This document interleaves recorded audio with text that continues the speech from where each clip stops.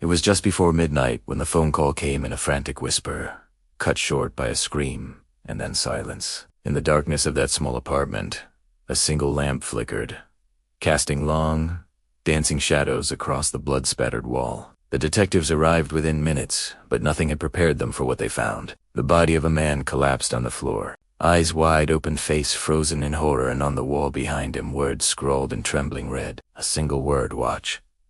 That was the moment the case exploded open, when one tiny detail, barely perceptible under the flickering lamp, became the thread that would unravel the entire mystery. The victim was 33-year-old Thomas Harper, a freelance investigative journalist known for digging into gritty underworld stories and exposing corruption. He lived alone in a modest second-floor flat in the old quarter of the city, a neighborhood of narrow alleys, ancient brick buildings, and the faint scent of damp stone and stale cigarettes. The date was October 17th, 2023. The air outside had turned cool, and the city seemed to hold its breath under a thin canopy of fog and street lamps, casting long, yellow halos in the mist. Inside, the apartment was sparsely furnished.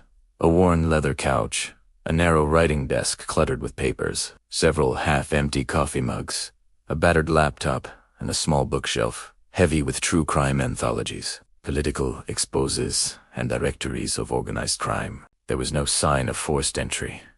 The front door was locked from the inside, the windows latched. No footprints, no fingerprints, nothing to explain how the killer entered or exited. It was as if the apartment had become a closed room, sealed by some unseen force. But there was one more element. On the desk lay an open envelope, its flap torn with slight jag. Inside, a single Polaroid photograph, blurred, perhaps intentionally, showing a shadowy figure standing at the edge of a deserted street, under a lone streetlight. The figure's face was indistinguishable. The only clear thing was a small emblem on their jacket, a silver skull with hollow eyes. Underneath, handwritten in black ink, "You saw too much that Polaroid." Innocuous at first glance, would become the pivot. The one small detail detectives noticed, the one small detail that would ignite the case like gasoline thrown on embers. Detectives from the Major Crimes Unit, led by veteran investigator Serena Blake, swept through the scene with slow, methodical precision. Every footprint was dusted for, every surface wiped, lifted, bagged, but nothing, until a quiet voice from the corner of the room whispered possibility. Diego Morales, a young crime scene tech, hesitated as he peered at the faint outline on the wall by the lamp. A single, almost invisible smudge, the shape of a hand, just behind the victim's body, partially hidden by the corpse, slightly darker than the surrounding plaster. When enhanced under infrared and ultraviolet lighting, the shape resolved into a fingerprint. A partial print, smudged at the edges, but undeniably human. And more than that, the ridge pattern matched a print the database flagged 5 years ago connected not to Thomas Harper. Case Bat 2. A cold file, a robbery turned violent in which a mysterious assailant left the same skull emblem jacket at the scene. With that partial print, the case exploded. The fingerprint belonged to someone named only as Subject 45 to 62, a man whose real name was unknown. The robbery turned to murder, 5 years earlier, had been quietly buried. Evidence lost, leads dried up, witness statements contradictory, and the file closed under unsolved. No suspect, no arrest, no closer. Until now. Detective Blake leaned over the open envelope and Polaroid on the desk. The sense of déjà vu was immediate. The Polaroid's time stamp, inscribed faintly in the lower corner, matched roughly the same late-night hour when the earlier robbery occurred. The skull emblem jacket. The same signature. It seemed the killer had returned after half a decade, not just to kill again, but to send a message. The question was, why now? And what had Harper uncovered that made him a target? Investigators began to dig into Harper's recent writings. His laptop revealed a half-finished draft of an exposed 18 pages of damning allegations pointing to a crime syndicate operating under the guise of a charitable organization, funneling money through shell companies, trafficking, and political bribes. At the center, a name repeatedly redacted, replaced by the initials SK until now, No public records linked those initials to a real person. But investigators found bank transfers, small amounts from an offshore account, to a shell corporation registered under the name Skull and Key Holdings. And where there was money, there was paper, invoices, offshore trust documents, shell companies in 3 countries. A trail that pointed toward major players, but none concrete enough, until the partial fingerprint revived the link to the earlier murder. A breakthrough came when surveillance footage from a city. CCTV, a street camera located 6 blocks away from Harper's apartment, was uncovered. The footage, recorded at 11:54 p.m. the night of the murder, briefly captured a lone figure under a street lamp with a hunched posture and a skull emblem jacket who'd pulled low. The figure paused, looked Tarhund, then walked briskly away. The grainy video was just 15 seconds long, but it confirmed something. Harper was being watched. He was being stalked. The killer had followed him home, slipped inside, executed the murder, and left no trace. Nothing but that Polaroid warning and the smear on the wall. As the news spread, public pressure mounted. Journalists demanded answers. Community leaders called for action. The cold file from 5 years earlier was reopened. Investigators revisited the old scenes, re-interviewed witnesses, re-examined evidence. They discovered that the skull emblem jacket was more than just a casual choice. It was rumored to be the uniform of a secret enforcement arm of the criminal syndicate shadow enforcers working quietly, violently, and with impunity. The emblem was a calling card, a signature left deliberately, not hidden. Detectives found a witness, a former low-level thug who had left the syndicate and entered witness protection. He claimed he knew Subject 45 to 62 by a street name, Crow. He described Crow as lean, silent, efficient, a ghost. According to the witness, after the robbery murder 5 years ago, Crow vanished. No trace, no leads. But now he seemed to have returned. The witness provided sketch descriptions and claimed Crow lived under a false identity in a coastal town several hundred kilometers away. The sketch had similarities, but nothing definitive. With criminal resources at their disposal, Crow could change appearance, move, vanish again. Then came a second Polaroid, mailed anonymously to a local newspaper.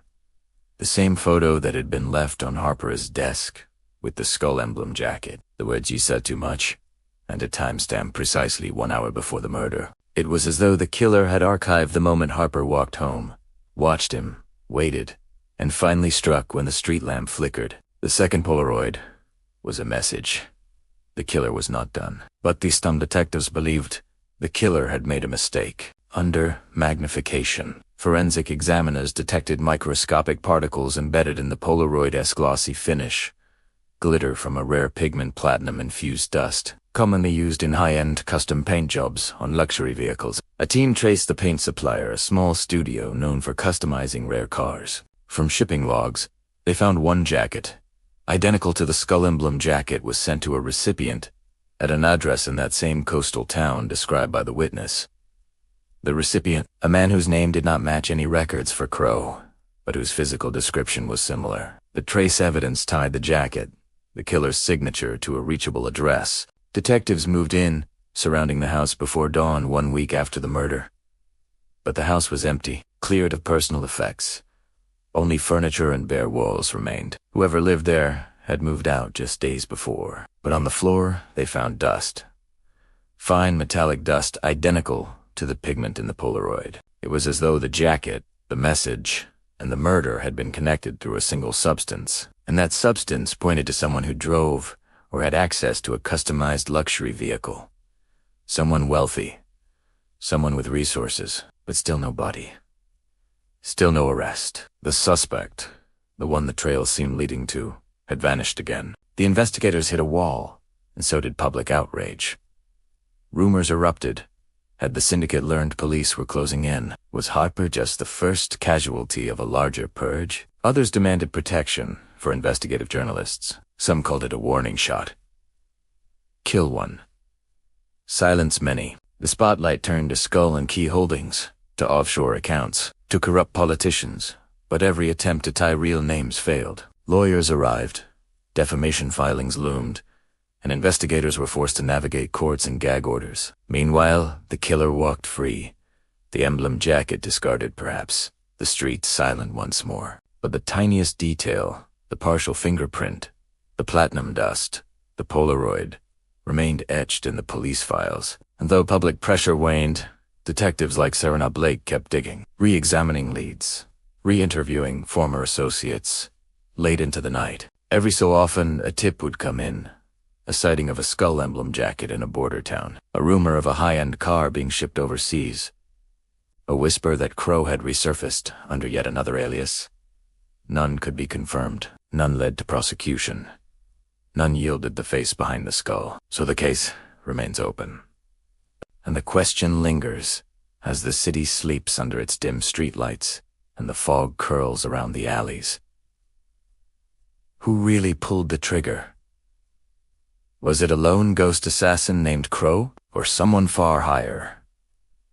The master puppeteer behind Skull and Key Holdings, cloaked in legitimacy, protected by money and influence. Did they send the Polaroid as a warning to silence Harper, or as a taunt to the authorities, daring them to follow? And if so, why now?